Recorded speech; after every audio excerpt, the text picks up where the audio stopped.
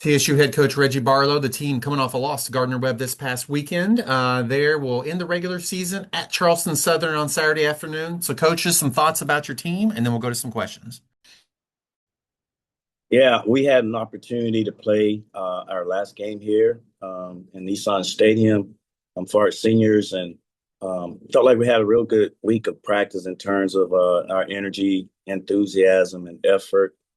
I was looking forward to going out and playing. It was senior day for our guys, and we immediately put ourselves in a hole in the first half with consecutive turnovers, costly penalties, personal foul penalties, all things that we've kind of talked about all season. But those are the things that have kept us to where we are, have us to where we are. But appreciative of the guys going out and competing for their senior teammates, and was proud of the effort. Looking forward, the thing about college football is you get another opportunity to present your preparation.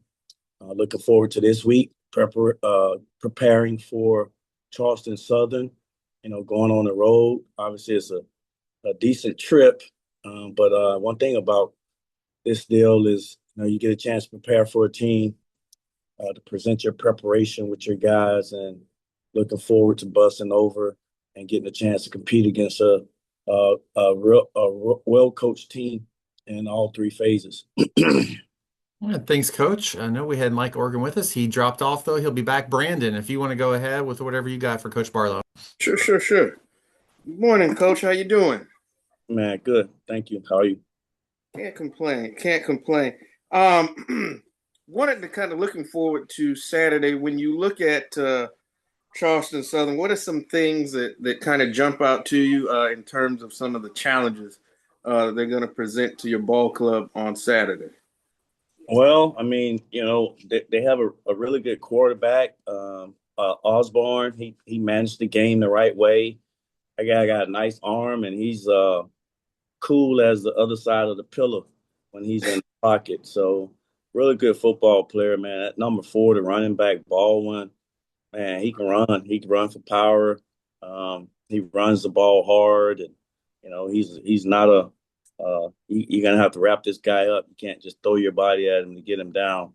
But a solid football player, and they've got Cunningham and uh, the other receiver 16. That those guys got like 30 some catches or so, and then defensively, you're talking about a guy with 100 tackles. So he is around the football. Steve plays the game hard and really solid football player. So we'll have our work cut out for us. Their punter gets the ball out really quick and really good athlete, number one. So this is a solid team, a lot of good players, well coached in all three phases, and looking forward to going over and competing against them. Thanks for that insight. And then, obviously, there's still work to be done, but obviously, the business of improving the program never stops. And as you kind of start to, I don't want to say turn the page to 2026, because like I said, there's still work to be done. Can you talk about maybe some of the in terms of the things you're looking to get done in the off season, as much as you can without telling us how the sausage is made, so to speak? Yeah, I mean, well, first, when you're not having the success that you want from a win-loss standpoint, to the human eye, it's hard to see improvement. Uh-huh. But if we've spent as much time as we've spent around the student athletes on this team, there's been improvement by individuals across the board, offense, defense, and special teams, and we're proud of that. Those will be some of the guys that we'll be able to take forward with us in the program, without turning the page, but thinking about what'll be coming up. I mean, obviously, recruiting is the lifeline. You got to be able to recruit guys to come and be a part of your team. So that's something that we've definitely been doing, trying to add to our O and D line positions, some of the skill positions. So our coaches have done a good job of managing that. We've had some recruits in just about every weekend, had a few official visits with some recruits this past weekend. So it's that. And then obviously, excuse me, and then obviously once the season is over, the last game is done, we'll have a chance to sit down with our young men and talk to them about the things that we think will help them get better and exit interviews and all that type of stuff. And then it's about recruiting. It's about getting stronger. It's about looking forward to mat drills and all that stuff that we didn't get a chance to do when we got here in April. Gotcha. All right. Well, thanks for that insight, Kyle. I'm going to let Mike jump in. I don't want to take up too much time. If you could circle back to me. Okay, yeah, we'll circle back. Mike, go ahead with whatever you got for Coach. Yeah, thanks, guys. I just had one question, and Reggie, you approached it just then, but I guess more specifically, when you go into recruiting and as far as high school players or transfer portal, what area of your team will you focus on the most? I guess you started to say offensive, you said offensive and defensive lines. Are those the two areas, or can you be a little bit more specific about that? Yeah, I mean, obviously, the game is won in the trenches with those guys. We're losing a guy with, 17 tackles for loss in James Stewart. So obviously we have to, have to find another set of guys that to replace him. Inside, we lose Snipes, who's a starter for us. So we definitely have to add some interior D linemen. We have to add some pass rushers. From an offensive line standpoint, we've had our challenges in terms of production and being able to run the game. So, to run the ball. So definitely have to, kind of find some more guys to add to that room as well. Coach Russ does a good job with our guys. We coach them hard, but we want to give him some substance to work with, moving forward. So we've hosted a good bit of offensive linemen. We've talked to a bunch of them, interior O-linemen, a center that we got commits from. And obviously we want to add, a few more tackles to our team as well. Okay. Thanks. That was my only question. Thanks, guys. Thank you. Brandon, back to you. Okay. My last question, obviously, Coach, you've been around, you've coached in college and at the professional ranks.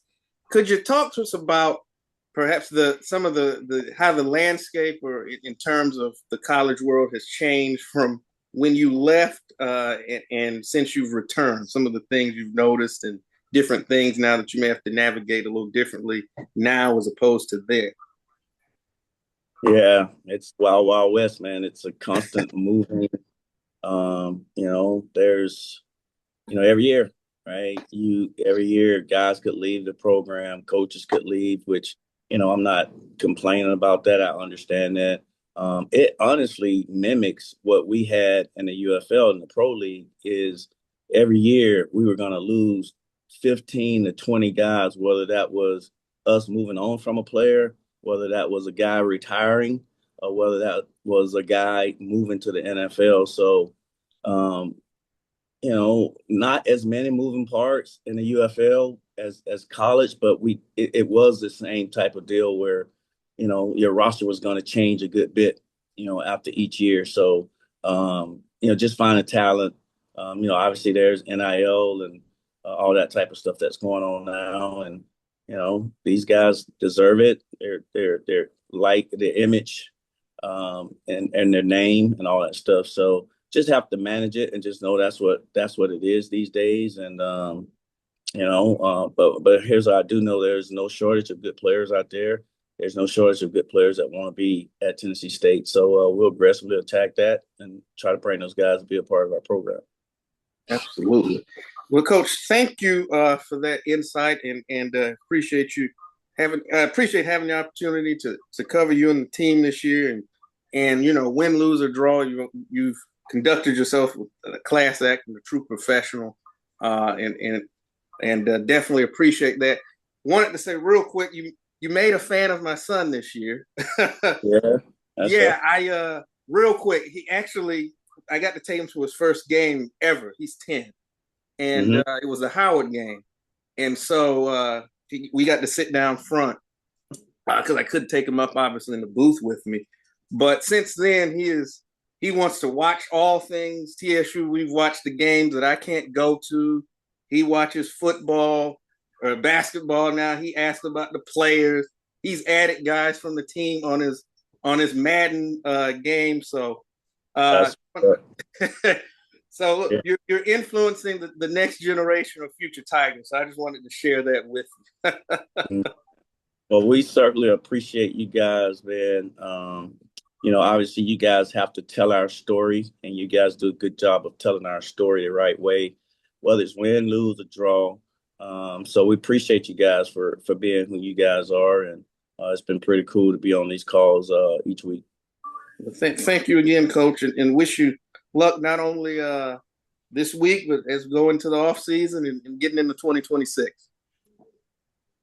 Right on. Thank you. Yeah, Coach. Again, thank you for your time this year, and best of luck this week. And thanks again for everything you've done. Yes, sir. Thank y'all.